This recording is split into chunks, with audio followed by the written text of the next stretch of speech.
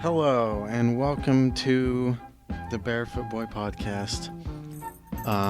This time, coming straight from self-isolation. Yes. We had a little thing going where we go to a different restaurant or place to eat and just record the podcast from there. But now we can't. Yeah, it's as most of you may know, if you guys are listening, we've everyone's in shelter in place. And Unless you've been living under a rock, which then you've already been in isolation. Also true, yes. So, the whole COVID-19. The old coronavirus. Word. It still surprises me that 33% of Americans think that if they drink Corona beer, that they're gonna get the virus. Really, after all that's happened and all that's been going on, that's still the most surprising thing to you? Yep, still the most surprising thing. I mean, and the fact that I got $1,200, so that's not that bad. Oh, you got $1,200? Yeah, from the That government. government thing? Mm-hmm. They send that in the mail or something? Because I never saw anything. Did you do your taxes last year? Actually, don't answer that. Oh, that's what it is. Because I haven't done my taxes yet. Oh yeah, there you go. Because I saw they extended it to July, and I was like, oh well, there's something else I can keep putting off. Yeah, there you go. And then if you did it last year too, they'll send it to you that way as well. Well, last year I just turned 18. Oh god. And I didn't even make enough money to file for taxes, so. Well, then yeah, it'll be this year. You'll get it this year then. Yep. Nice. But yeah, I mean, there's a lot of people out there that are they're kind of freaking out and stuff, and they're like, oh my goodness, I gotta go buy toilet paper, and there's no food at the grocery store. But I think there's a lot of stuff that I think is great about this. Like, the first thing I noticed, there's no traffic. I'm like, oh hell yeah. So, and also because I work at a restaurant, we didn't close, so we're still doing takeout and stuff. So I've still been working this whole time, which is also really great. Oh, nice, dude. So I'll be out and about because I still go to work, and so I'll see what's going on out there, and it's Oh, the other thing is, I've never seen so many people just outside walking, riding bikes in my life. Dude, I think it's great because everybody's getting out and getting exercise now. Because that's the only thing anybody can do. Exactly. I absolutely love it too. It's kind of crazy though, because it took something like this in order for people to get out and start exercising. Yeah, I think it's kind of a funny way of actually getting people, because you know how people are always like, oh yeah, I'm just so busy, but there's all this stuff I want to do. Well, now you got plenty of time to do all that stuff you've been talking about. Exactly. If you made a New Year's resolution, now it's well, there's no reason not to. What else are you doing? That's true. People always get busy and forget about it, and they're like, oh, I just got busy. It's no, everybody's on vacation. Oh man, that's so true. Oh, we could write for our story podcast. We could write a story about based on this, what's going on right now. We could call it forced vacation or something like that, or mandatory vacation. I don't know. I like it. Forced vacationers. Yeah. We'll figure that out, but I'm totally down. 100% down. it's pretty nuts because like I feel like for those that can work or like work at home, it's great. And then you have the people that like just aren't working right now, and they're just like, I feel like that's kind of good too, because then it's like you said, they can just do things around the house. Yeah. You know, I mean, like, it's pretty good. The other thing is like, I mean, if you're not working, like, there's also the thing about like you're not making money, and so you're kind of like having a tough time. yeah, But that's true too. but the bright side of it is that you have a lot of time to do stuff. Yeah, Go outside, walk the dog. all the fun stuff. Like my boss said, walk the dog or just pretend you have one if you don't. I like that. Pretend you have one if you don't. Oh, that is awesome. Yeah, I went. I've hung out at the park a couple times. 'Cause like that kind of thing isn't like closed as long as you're staying like away from people. Yeah. And there's just so many people out. There's people riding bikes. Lots of dogs. People walking. Really? It's like everybody's out. Oh yeah. Wow. Because I mean, it is kind of like the only thing people can do. Because Yeah. it's like the only exception to leaving your house is if you want to go out and exercise.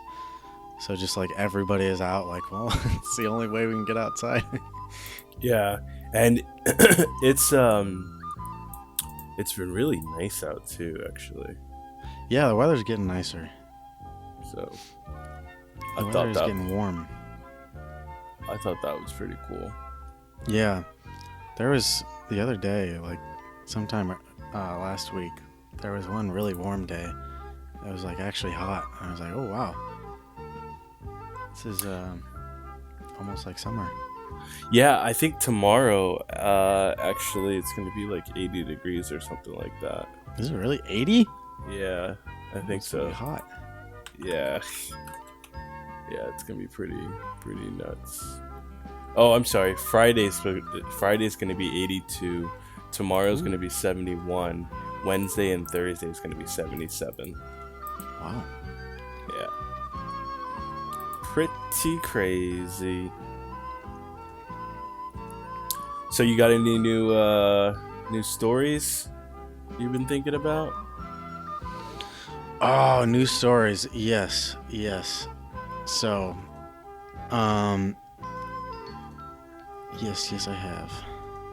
I gotta find where I put all that stuff. All right, because I have a few pages here. I'm just like, hop on the typewriter, bang around on the keys some, see what comes out. Nice. Which I don't think I've shared any of this with you. So this is all new.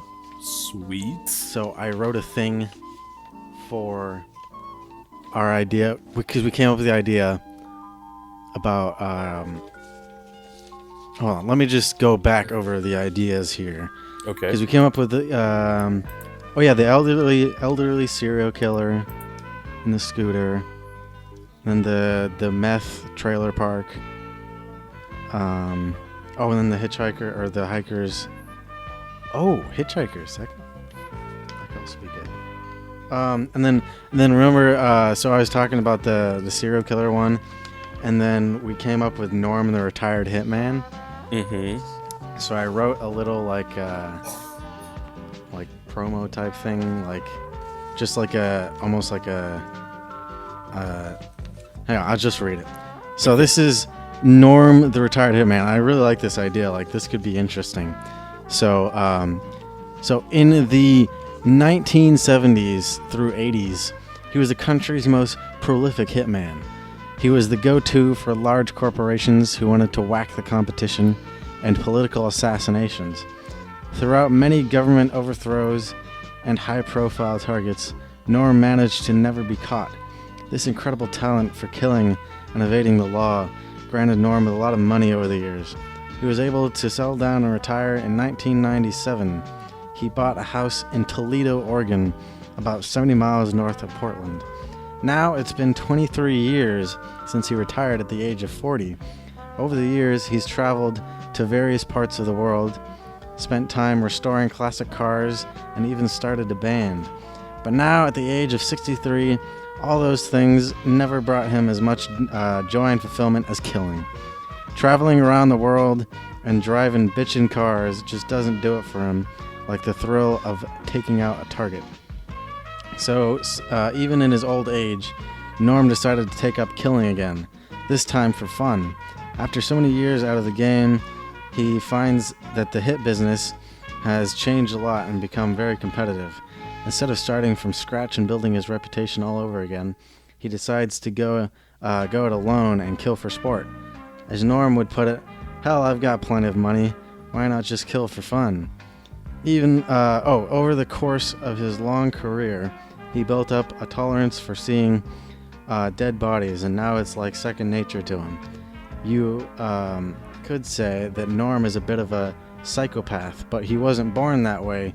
He worked hard to become that way. So in this series of episodes about Norm's murderous retirement, we'll hear him recount how he gained his skills and built up his experience in the field, and we'll also follow him through his retirement and see how far a 63-year-old retired hitman can get in the 21st century on his own, killing again. Stay tuned to find out how Norm's dangerous hobby will end. Yes.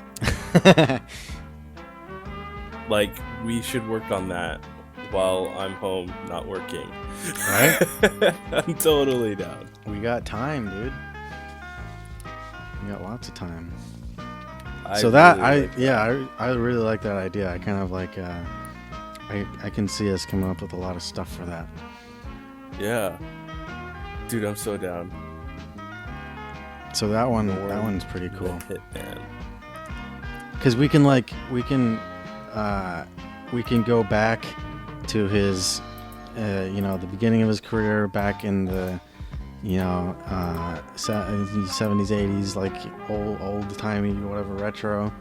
Mm-hmm. And then, also in present day, being old and figuring out stuff. So there's, like, lots of different stuff we could explore with that. I'm down. So hold on, I'm just trying to process this. You said his name was Norm? Yeah. Okay. I'm trying to think of a good title now. What was the title you said? What I wrote, Norm the Retired Hitman. The Retired Hitman. I like that. I feel like we should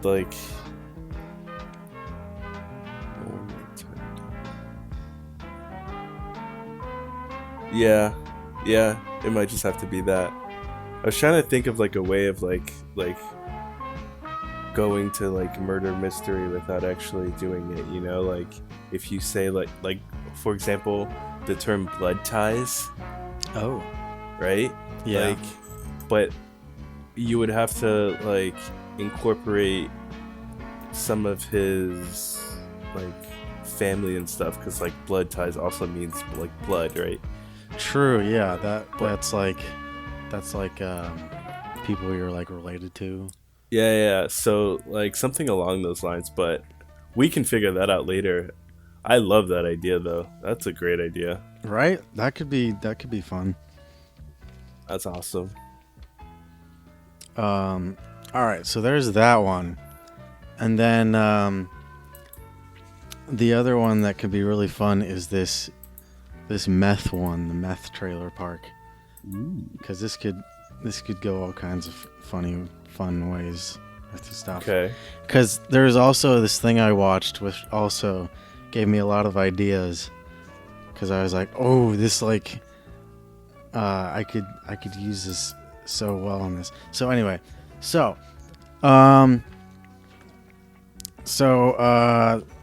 this one I kind of wrote all over, so there's a lot of stuff here. Hold on. Okay, so so the names that I wrote down here we can change later if we want to, but I just kind of wrote down some names. just to make them up.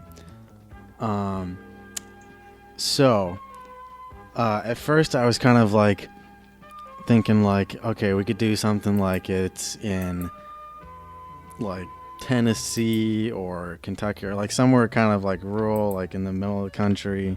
Mm-hmm. Somewhere kind of like maybe in the South, I don't know. And so I was kind of like using Trailer Park Boys as kind of like the inspiration for this. But then so here's what happened is I watched this documentary on YouTube, and it's this documentary about like these like punk and rock and like desert rock bands from like the early 80s, like around the 80s or whatever in Palm Springs, because there was like this whole like kind of desert rock genre of music that like started around there with like a couple really famous bands. Yeah. Like the one band that came out of there that got really famous was Caius, and then like the singer and the lead guitarist from that band went on to form what's the name of the band? Queens of the Stone Age, that's what it is. Queens of the Stone Age? Yeah, so he went on to form Queens of the Stone Age, which I think they're a fairly well-known band. But anyway, so it was kind of like, because Palm Springs is like this town out in the middle of the desert, like a few hours away from LA, and so it was kind of like where all the Hollywood celebrities and stuff would go, and they would like just kind of like escape whatever and go like party and stuff, and so it was really just like a touristy vacation town. So there's not a lot to do there. So like growing up as a kid in that town around like late 70s 80s, it was really boring, and so like the kids in that town would just like get together and just like there was a few bands that started from like hearing punk music, and they would start like playing music and stuff at people's houses, and just like do parties and stuff. And then at one point they started doing a thing where like this one guy had a generator, and so they would go out to the middle of the desert, and they would have like a couple bands from the town of just like the local kids who just like formed bands, and then a whole bunch of people would just go out to the desert and just have a party, drink, drugs, music, whatever, just with a generator. And so there's like this whole story of the people who were involved with that, and then it kind of just created this whole new like sound in rock called like desert rock. And so it was really like interesting. And so that kind of like influenced my ideas about this story, and so I realized actually what would be better is in the desert. So this trailer park was better in the desert because I don't know, something about meth and all that, whatever, just seems like it would work better in the desert, right? So I came up with this guy Jerry, who's the park owner. So he's a 54-year-old guy who's owned the trailer park for nearly 27 years. He was always a bit of a recluse and dealt in some shady business here and there. And at the time we were introduced to people living in the park, Jerry is on a trip to Venezuela for unknown reasons, but probably to do with the shaky government in the country. And then there's Arnold, who's lived his whole life in the trailer park, and is known for being the park's like resident cool guy, in quotation marks. And he likes to ride around the park in his 1970 El Camino and blast bootleg tapes. Then there's Ron, who's an alcoholic truck driver. And then in parentheses I put maybe could be Arnold's uncle or something like that. And there's Kevin, who's also someone who grew up in the park. He likes to ride dirt bikes and would occasionally pass out drunk in neighbors' front lawns. Him and Arnold had a feud which has lasted since high school, where they both liked the same girl named Annie and had fought over her ever since high school, even though Annie clearly had zero interest in either of them. And so then there's Annie, who is a typical popular girl in high school, but after high school went on to do little with her life. But now she lives with her father, who cooks meth. And then there's Larry, who's a stoner and lives with his grandparents. And his grandparents are pretty old and senile and not very capable, which allows Larry to pretend, or no, wait, what? Oh, allows Larry to do pretty much whatever he wants. And so once, when a few residents of the park were in a little bit of a pickle with the police, Larry hid a bunch of meth underneath his grandparents' bed without them ever finding out. And then he's often involved with distributing meth, and he would often wait, what? Oh, he helps out with Annie's father with cooking meth, like getting ingredients and delivering meth and stuff like that. Okay. And then I took the generator parties idea, and so generator parties where kids from the trailer park and the general area get together in the desert, drink, do drugs, and punk rock / desert rock bands play. And then, okay, so this was another idea that came from the documentary I watched, is meth wizards, dope cooks who know the biker recipes for meth and can withstand the toxic fumes inside a closed area while cooking meth. Chemical alchemists. The meth, and then I didn't come up with a name, so I just put insert name. The meth wizard who lives in the scrapyard with his pit bull and cooks meth out of an abandoned shipping container. He has a tattoo of a meth recipe on his shoulder, which was given to him by some bikers in prison. Wow. And then I came up with another person, just real quick, who's Gary, who could be like an autistic kid who runs errands and gets used to do illegal shit. Nice. So I just kind of like came up with stuff and just like wrote it down just to like kind of get the ideas out. And then, I don't know, we could kind of go wherever with this. Yeah, dude, you've been busy. Yeah, I just kind of like, kick back and chill with my typewriter and just kind of write stuff. Got it. That works. I like it, man. I like it a lot. I like all of them. Yeah. So I don't know. Yeah. We could do stuff like that. And I forgot to write down here, but somewhere in the story, a trailer does have to blow up.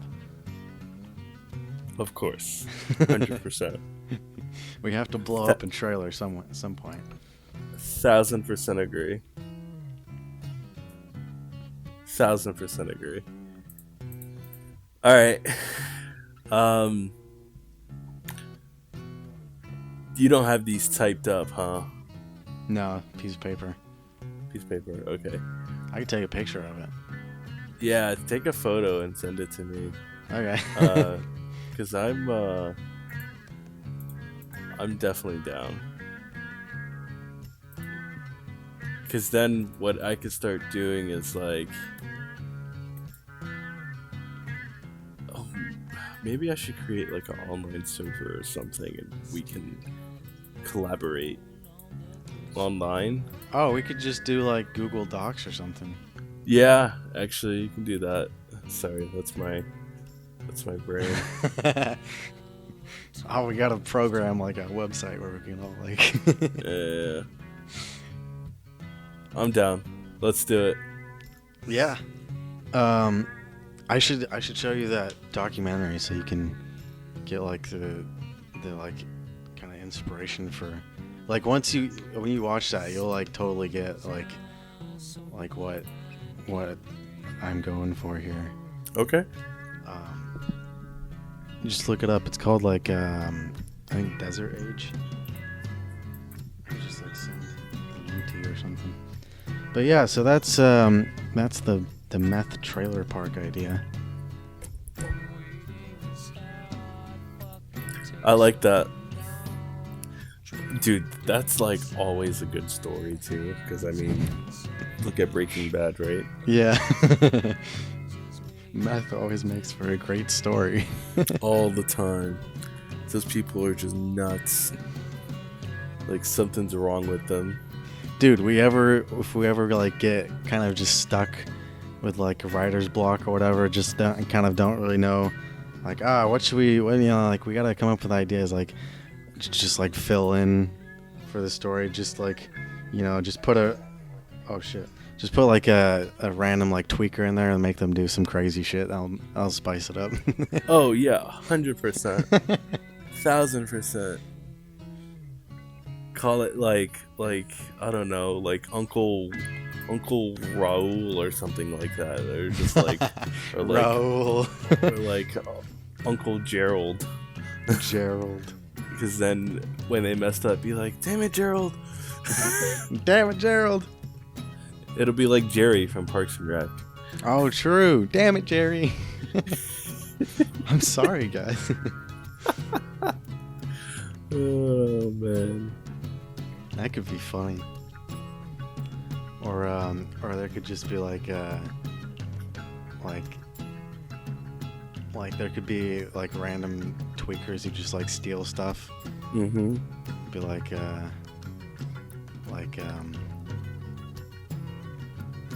where would you use like, because like you could do something where like one of the characters goes to do something with like copper pipes and then they know they've been like stolen. There's like some tweaker that just like stole the pipes. Yeah. or like the tweaker can meet Norm, but Norm is like, I don't know, he accidentally gets addicted or something, so they're constantly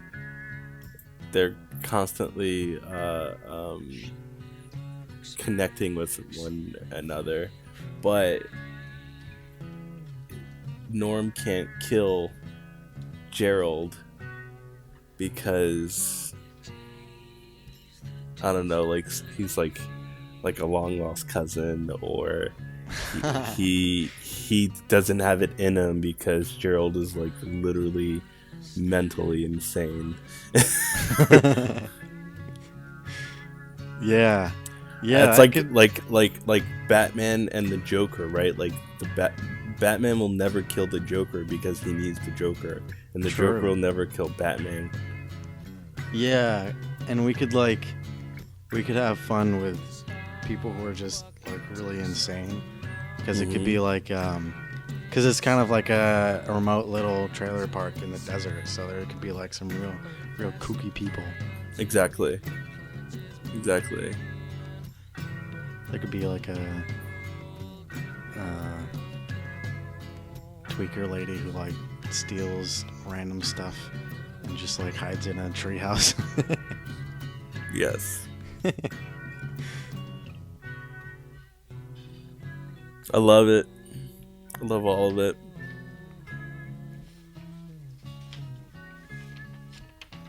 All right, so I also wrote more about the hikers, the one where the hikers get lost.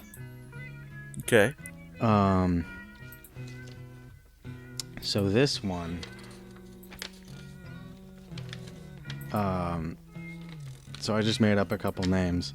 So Caitlin and Sean are the outdoorsy type. They enjoy hiking, backpacking, and rock climbing, as well as other outdoor things.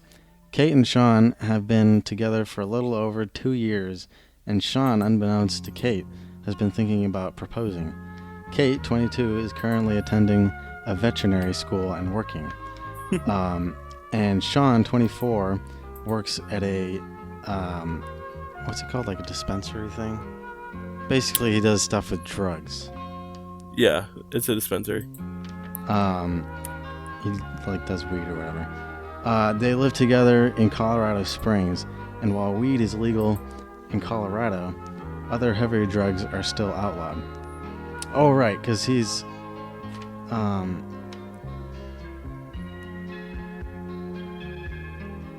Oh, okay. So originally I put drug dealer, but then I changed it to just I don't know, something with drugs. Because I changed it to dispensary, but the next part doesn't make sense. Whatever. So these particular drugs happen to be what Sean deals in. Oh yeah, so he's a drug dealer. On one particular weekend in June, the young couple decided to go backpacking on the Lost Creek Wilderness Loop. I looked it up. I'm using that's a real trail in Colorado, so I'm being real authentic here. I love it. The Lost Creek Wilderness Loop. I saw you did that with Norm as well. I don't know if that's a real place, but what did I do with Norm? Oh yeah, Toledo, Oregon. That's a real place. Mm-hmm. Yeah. So anyway, a popular backpacking route not far from Denver. However, approaching the weekend on which they were planning to go, the weather forecast starts to look ominous. High winds and possible thunderstorms are predicted, but Sean and Kate are not timid when it comes to being outdoors. They are quite sure that it will be fine and that it's nothing they can't handle. They continue packing their supplies and head out the next morning. When they first begin hiking, they are quite confident that the weather will be on their side. There are a few clouds in the sky and the wind is not blowing very hard. Later in the evening, however, the weather takes a turn, and before they have time, they find themselves caught in the middle of a storm. They find themselves being pummeled by rain and heavy winds which disorientate them. They travel in circles the whole night as they try to find some sort of shelter. In the morning, the storm has finally blown over, and they find themselves be completely lost in the middle of nowhere. As they slowly lose confidence and hope of finding their way back to the car, communication starts to break down. At this point, they find another hitchhiker who was killed in the storm by a falling branch. On the corpse of the dead hiker, they find a walkie-talkie. This is an important discovery since their phones have zero service. They attempt to contact anyone who can hear them over the walkie-talkie, but they manage to find no one. As they continue wandering in the Rocky Mountains, they become more and more lost. As they slowly lose their grip on reality from fatigue and stress, they start to hear and see things. Sean starts to believe that someone or something is following them.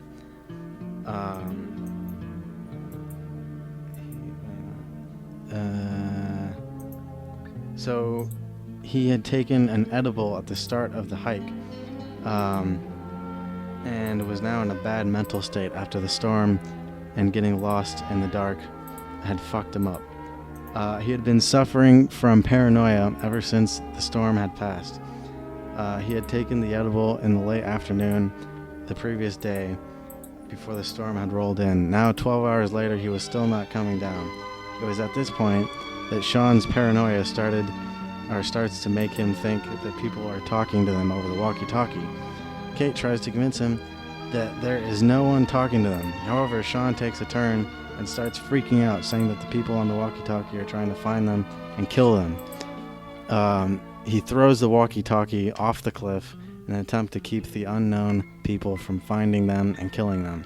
At this point, Kate is furious and has had enough.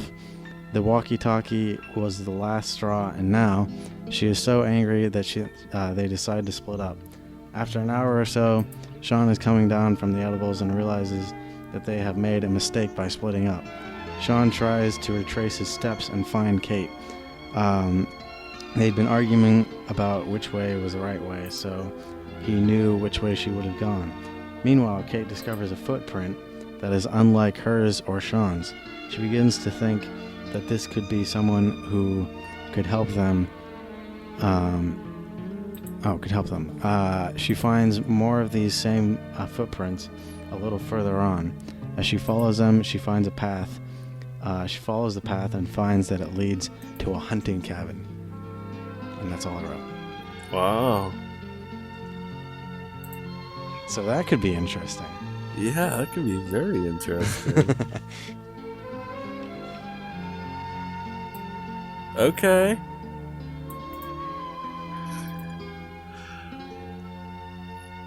Yeah, we should do that one too. Send me a photo of all these. Okay. I'll send you a photo. Yeah, so yeah, this one's also pretty interesting because then with them finding, the cabin, there could be like some sort of, there could be like a, I don't know, we could make it like a horror thing with like a serial killer or something like that. Yeah. They can like...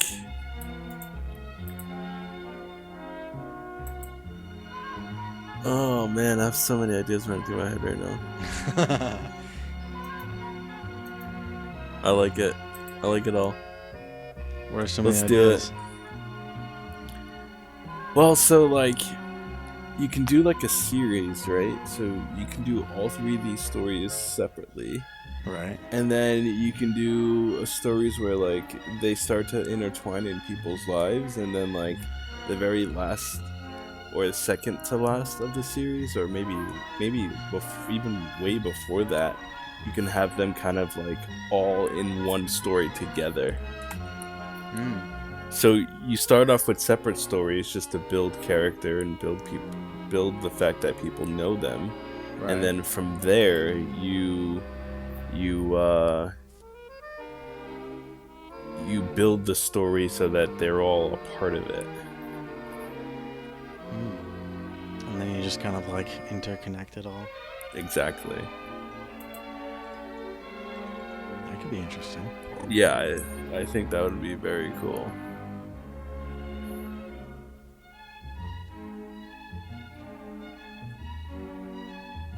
Because then you're giving it some depth, right? And everyone can relate to it in a sense. So. Yeah.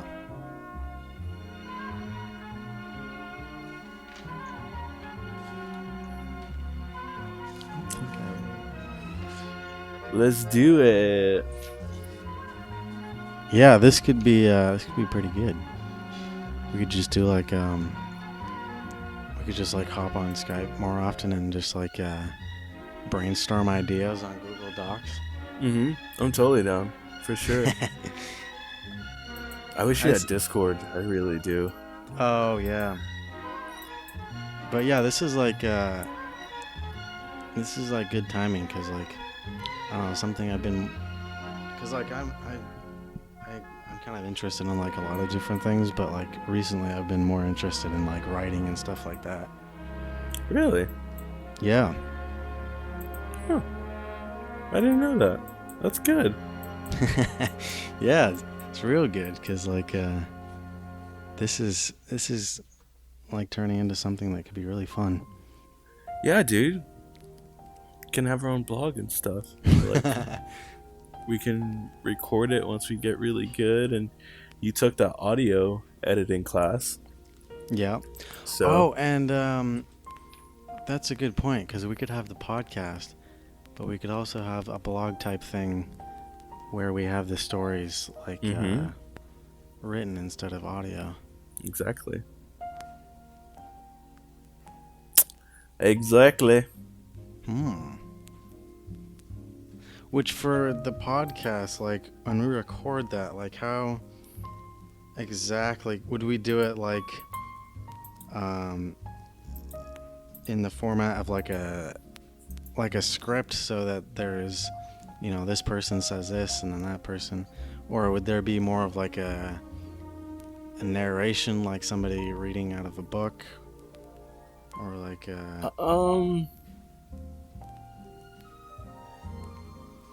I haven't thought that far. So, I think just having someone read it out of a book might get a little too boring. Yeah. So, if anything, I would have both. Like, have someone, like, kick it off. and then from there you can have all of your stuff separately. Or what you can do is just have all your stuff separately, because if you don't introduce it and the people are just, you dive right into the story, people are going to be like, what am I listening to? And then before you know it, they're going to be hooked. Well, right? true, because we can't you can't just completely treat it as if you turned a TV show into just audio, because then you're not going to know what's going on. Exactly. So there is so we'd have to do some sort of narration somewhere. We would have to figure out a way where we can build the story with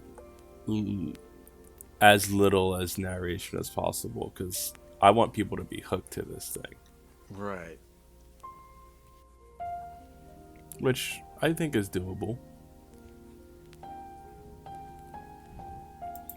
Yeah, we could do that. I should I kind of want to look into old 1930s or whenever they used to do that on the radio, old radio shows where they would do that type of thing, or ooh, yeah, because they used to do that where they'd have each week they do an installment of a story, and there'd be they would use sound effects, and people would read out because that would also help us with figuring out how to have it be engaging as just audio. Yeah, I agree. I wonder if that kind of thing is on YouTube or something. Look that up. There's another podcast on Spotify. I forget what it's called, but it talks about having a compelling story and all that stuff.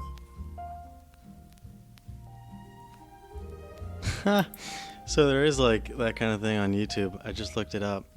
There's this one video where it's there's 4 guys standing around one microphone, and they're just reading off of papers. And there's the other people too in the studio, and they're doing sound effects. And there's this guy's chopping a log with a knife. Whoa, what? And then what is this? Oh, someone's crinkling plastic. What the hell?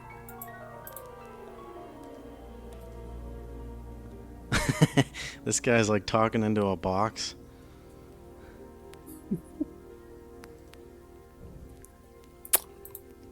I hate how you find something on Spotify, especially with podcasts, but then you can't go back because it's podcast, so it doesn't save. Oh, I'm sorry, the Gimlet Academy. Ah. How to get good tape. Putting it all together. Gimlet podcasts are listened to by millions of people each month.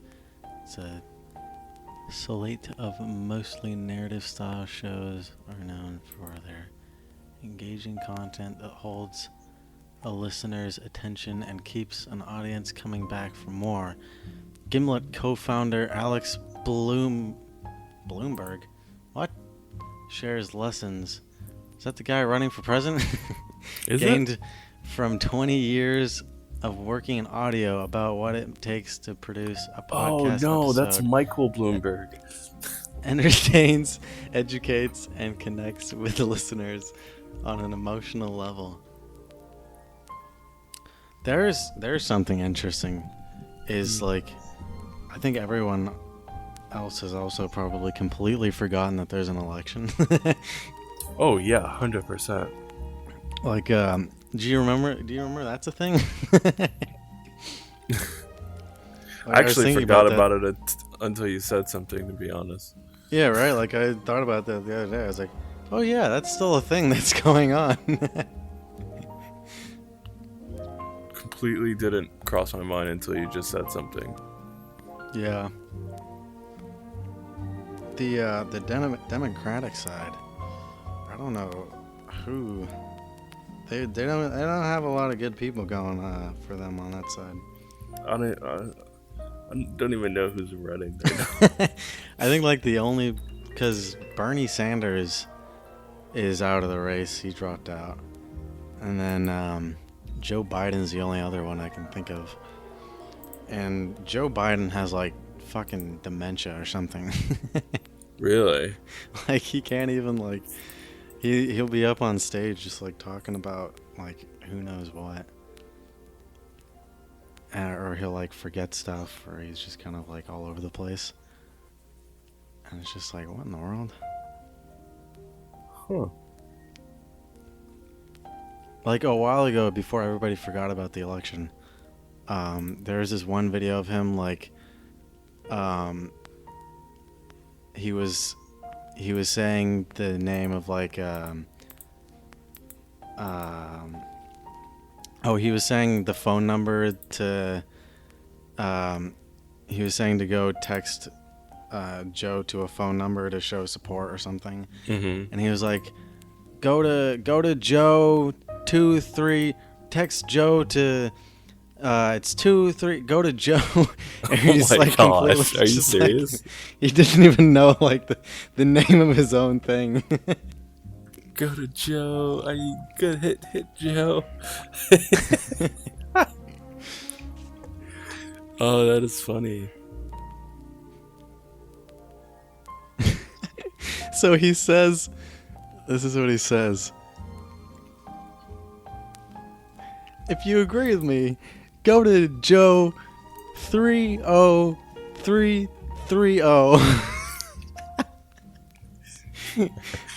What is that? This is so funny. Go to Joe. What? Yeah, what is that? I don't even know what that is. Go to Joe 30330. Huh?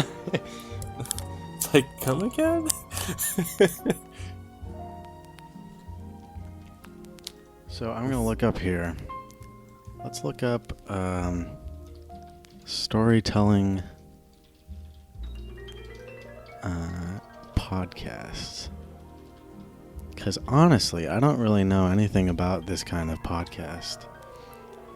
So I feel like we should like look into other podcasts that do that type of thing I'm to done. know like what it's like. What are other people doing? Number 1, Serial. Serial's first season earned its popularity with its strategically timed narrative, quality production, and a dogged attempt to get as close as possible to the 15-year-old murder of Hae Min Lee, for which her ex-boyfriend was convicted. Don't worry, this isn't a spoiler. It's merely where the story begins before... Interesting. Wait, what? LeVar Burton reads? Wait, Other what? Stories?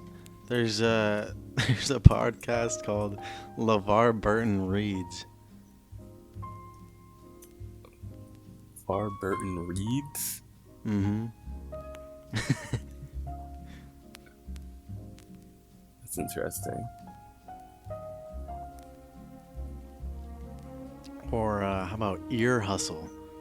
I like that. On Ear Hustle, listeners will hear about life inside prison from those people living in it. Sometimes funny, often difficult, and always true, the stories on Ear Hustle will grab the attention of readers who want gripping narratives about important topics, including the American prison system. Nice. Oh, here's an interesting... See, we gotta come up with a good name. This one here, this one's called... We gotta come up with a better name than this podcast right here. This one's called Death, Sex, Money. Death, Sex, and Money. That is... I'm not gonna lie, that's a good one.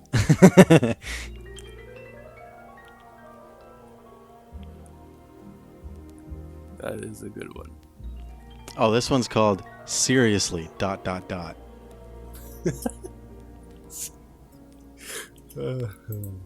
good too. Mystery Show. Heavyweight. Shortcuts. Radio Diaries. Strangers. Outlook. Ooh, Dirty John. I like the Radio Diaries. Yeah, that's a good name. What is Dirty John? Couldn't tell you. Deborah Newell is a successful interior designer. She meets John Meehan, a handsome man who seems to check all the boxes. Attentive, available, just back from a year in Iraq with Doctors Without Borders. But her family doesn't like John, and they get entangled in an increasingly complex web of love, deception, forgiveness, denial, and ultimately survival. Reported and hosted by Christopher Goffard from the LA Times. Interesting. Dirty John. I wonder why it's called that. Yeah. I mean, there's a guy named John, but why is he dirty?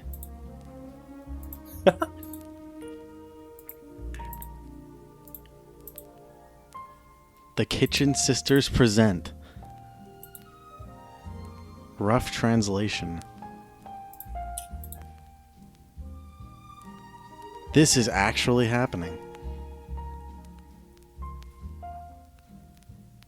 Unfictional.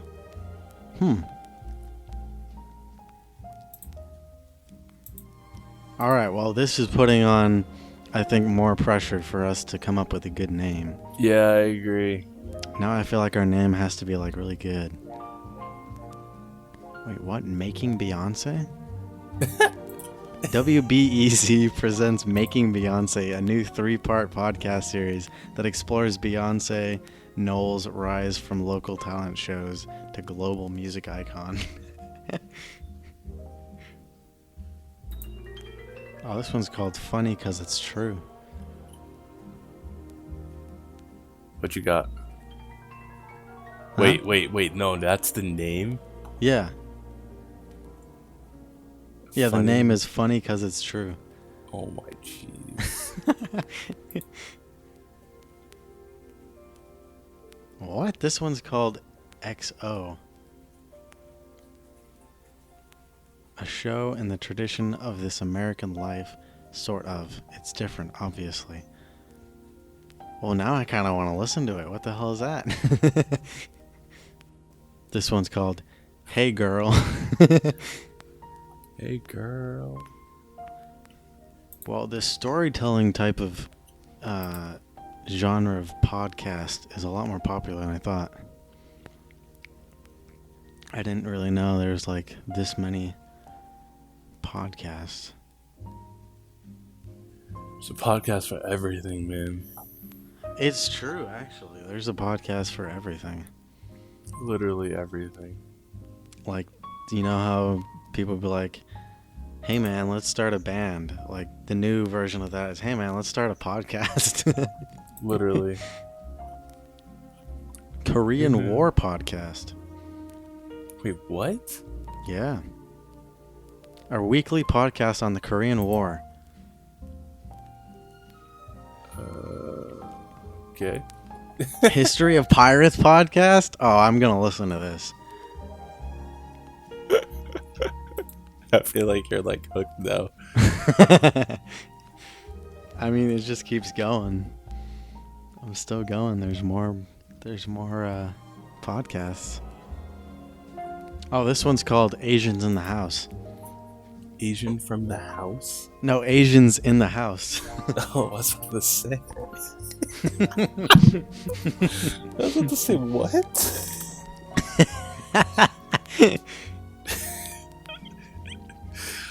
I can only imagine what that one's about. So anyway, there's like all kinds of podcasts about storytelling. But the one takeaway from looking at all these is that we got to find a good name. Yes. We got to have a name that when somebody sees it, they'll be like, what in the world could that podcast be about? I want to listen to that. Yep. Name is everything, man. Because, like, I don't know about you, but that one podcast, Death, Sex, and Money, I mean, that immediately grabbed my eye. Yes. I think that'll grab anybody's eye. Yes. I agree. Okay, so here's a little thingy that I want to read. Okay. I don't know what you'd call this. Like, it's not a poem. It's not really like a. I don't know what it is, but I want to read a little something here. That might be kind of interesting. And so it goes like this. So this is kind of just like a flow of consciousness, just kind of like write down what you're thinking, kind of thing. Okay. Because I did this one day where I just kind of like thought of something, and then like the next thing I thought of from that, I just kept writing it down. So it starts off. Go to the beach, see some birds, look at the waves, think about shells, think about where the shells came from, think about clams living in shells, think about what the clams think about shells, think about what the clams think about the waves. Do clams living in shells like waves? How many waves roll onto the beach in a clam's lifetime? When did the clam decide he wanted to be a clam? Does that clam want to start a clam family? What if someone comes and picks up the clam? What if that someone decides to eat the clam? What will happen to the clam's family? Will the other clams take care of the family after the first clam gets eaten? Do clams actually get married? How do clams have sex? How do clams give birth? Do the clams really want to give birth? Maybe clams don't really like sex. How many clams get eaten by humans before they get the chance to have sex? Are all clams virgins? How do clams have kids if they're all virgins? What if the clams go extinct because they don't like having sex? Is sex bad for clams? Maybe I was meant to be a clam. I don't like sex very much. Can a clam be my spirit animal? What will I do now that I'm a clam?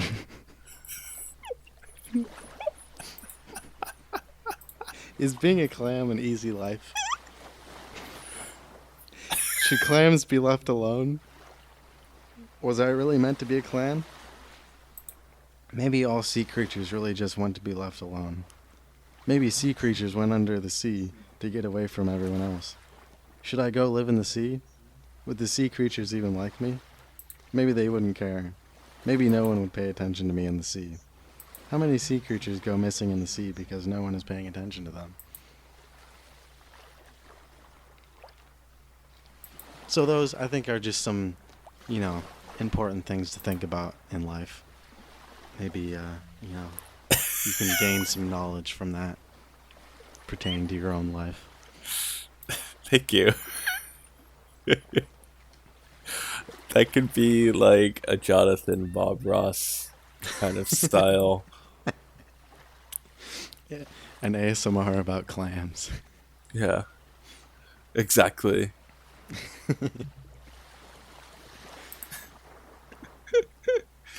Oh man, that was awesome. I like that. That was nice. Sometimes, you go to the beach and then you get thinking about things. Yeah, just being all clammy.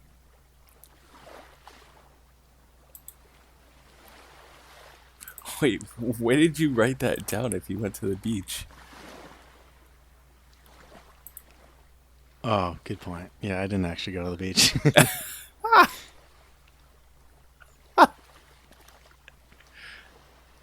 That's funny.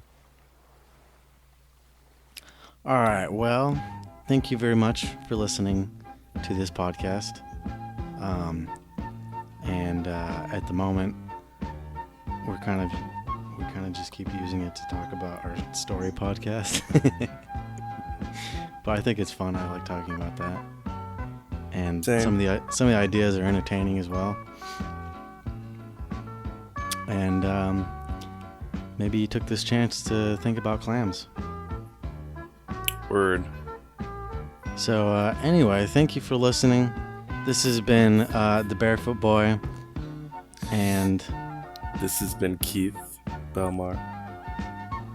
and we will see you next time on the Barefoot Boy podcast. Do, do, do, do.